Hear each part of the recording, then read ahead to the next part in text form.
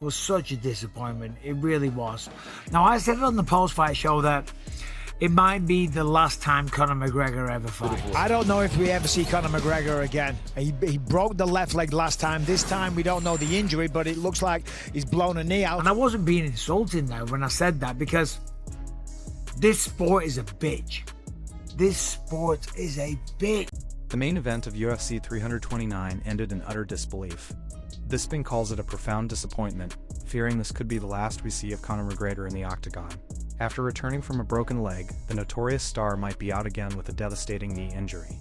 This sport, as Bisping brutally puts it, is an unforgiving bitch that demands an incredible toll. Will McGregor ever truly recover from this? I've got one eye. I've got no knees. I've got fake knees. I live in constant neck pain. I have a deformed wrist, you can see that there. And that's just the beginning of my injury. This sport is a tough sport. Bisping speaks from hard-earned experience. His own career is a testament to the brutal toll the sport takes. One eye, fake knees, constant pain, and a deformed wrist. This isn't just a physical battle, it's a relentless grind that tests every fiber of a fighter's being. Understanding this perspective is crucial to grasp the potential severity of McGregor's latest setback. The cost of glory is always high. Really is incredible. The fever around Las Vegas this week was wild. The excitement for Conor McGregor coming back after all this time, 5 years away from the sport, after breaking his leg. Despite the brutal realities, McGregor's impact on MMA is undeniable. The fever, the wild excitement, it was all driven by his return after 5 long years, especially following his previous leg break. Las Vegas buzzed with anticipation for his comeback, but this electric atmosphere soon gave way to a shocking, abrupt end.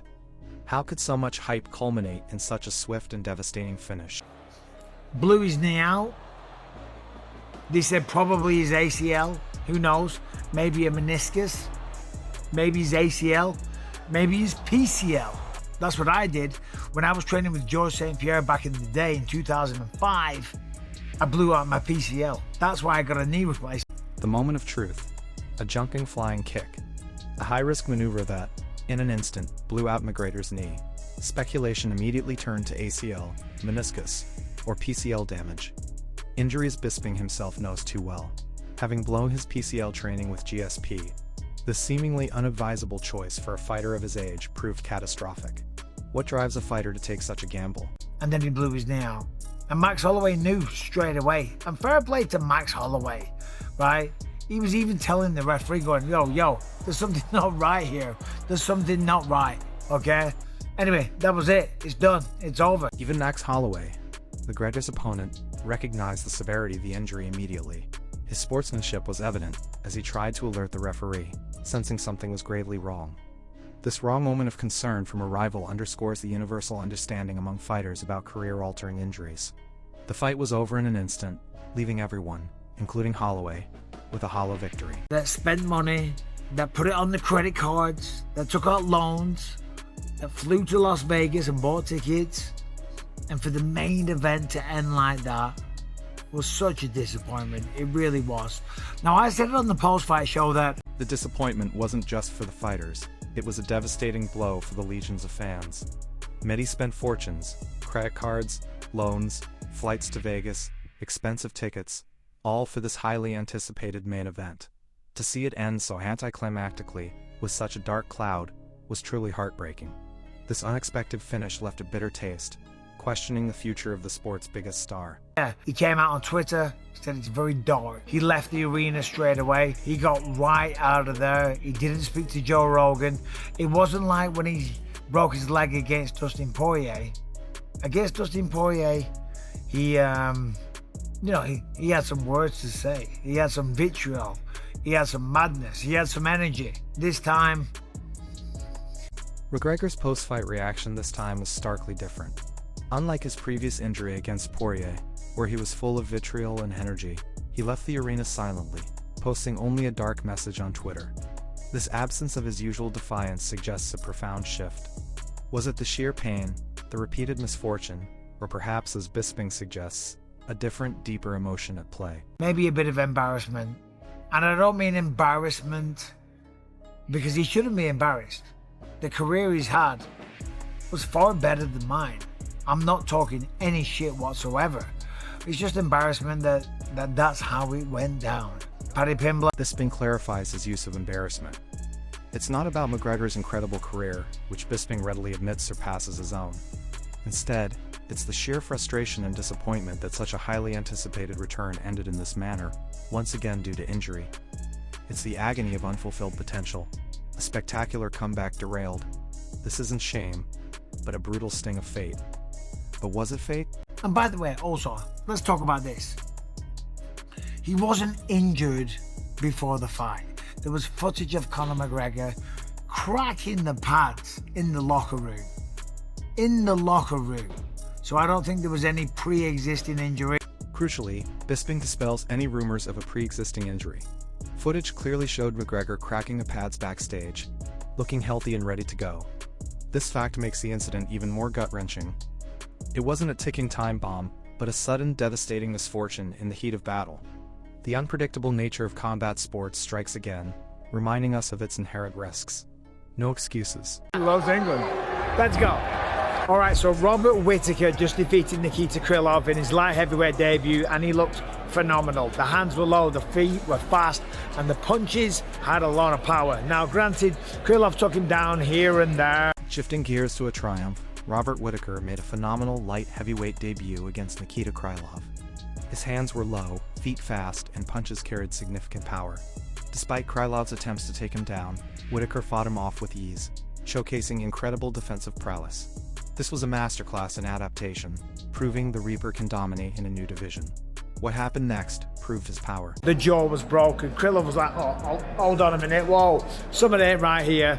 Yep, Whittaker breaks the jaw, makes a successful debut in the light heavyweight division. Couldn't be happier for the guy. Lovely guy, absolute legend of the sport, one of the best middleweights in the game. And now, well, come Monday morning. Whittaker's performance wasn't just dominant, it was brutal. He landed a shot so clean it visibly broke Krylov's jaw, a moment instantly recognized by commentators like Dominic Cruz. This decisive, clinical victory underscored Whittaker's raw power and skill in his light heavyweight debut. It was a stark contrast to the main event, proving that some fights deliver conclusive, if painful, endings. A truly impressive display. Terence is just pounding away, and I'm like, oh shit, this doesn't look good. This is going to be over in a second. But Bobby King, man, he's a veteran. He had really good survival instincts. He was like, at one point, he was like getting cracked in the face. Bobby Green's fight was a testament to veteran grit. He absorbed a barrage from Terence McKinney, looking on the verge of defeat. But King Green's survival instincts are second to none. He weathered the storm, showcasing incredible resilience and heart. This ability to absorb punishment and stay in the fight is a hallmark of true veterans. How did he turn the tide from such a precarious position? And then he goes down. And I don't know, maybe I'm wrong, maybe that body shot really hurt him. I think Bobby just gave him enough to let him know that, hey, listen, I ain't done. This fight's only just getting started. And mentally, he quit. He went down. Bobby followed up a few more shots, and right on the buzzer, gets to finish. The referee steps in, so King Green was successful. Bisping pinpoints the turning point in the Green-McKinney fight, a mental quit by Terence McKinney. After a dominant start, McKinney made the mistake of taking Green's back, allowing Green to recover. Then, facing Green's renewed resolve, McKinney mentally folded. This insight highlights how crucial mental fortitude is in combat sports, where battles are often won or lost before the final bell. A tough lesson learned. What's next for Paddy? We don't know. I don't think it's going to be a title fight. I think maybe a fight with Charles Oliveira. He called him out. Like, I've got nothing but respect for Charles, you know what I mean? He's an absolute legend in the sport, but he's on his way out. And I think if he tried to grapple with me, I'd submit him. Maybe a fight with Max Holloway. Paddy Pimblett's future is a hot topic. While a title shot might not be next, Bisping sees major matchups ahead. Calls for Charles Oliveira, despite his legendary status, show Paddy's ambition. He believes he could submit Bronx, showcasing immense confidence. A fight against Max Holloway also makes sense. These are high-stakes challenges for the rising star, proving his trajectory is aiming for the top. Can he deliver? All right, so I'm here at UFC 329, the return of Conor McGregor, coming back after 5 years. I'm in the building, I'm in the arena, the place is filling up, the prelims are popping, and I'm going to give you my reactions to every single fight as they go down, tell you who won, why they won, what they did right, what they did wrong. Rewind to the beginning of UFC 329, and the atmosphere was electric. Bisping, live in the arena, captures the palpable excitement surrounding Conor McGregor's return after a 5-year absence. The venue was filling, prelims were popping, a testament to the immense anticipation for the night's fights. Very impressive, very violent, got the first round stoppage, but he's going to have to tidy things up a little bit. I know he wants to be the champion. He was talking about, you know, fast tracking through the division, taking on people like Tom Aspinall and Josh Holkett. He wants all the big names. He was a little reckless.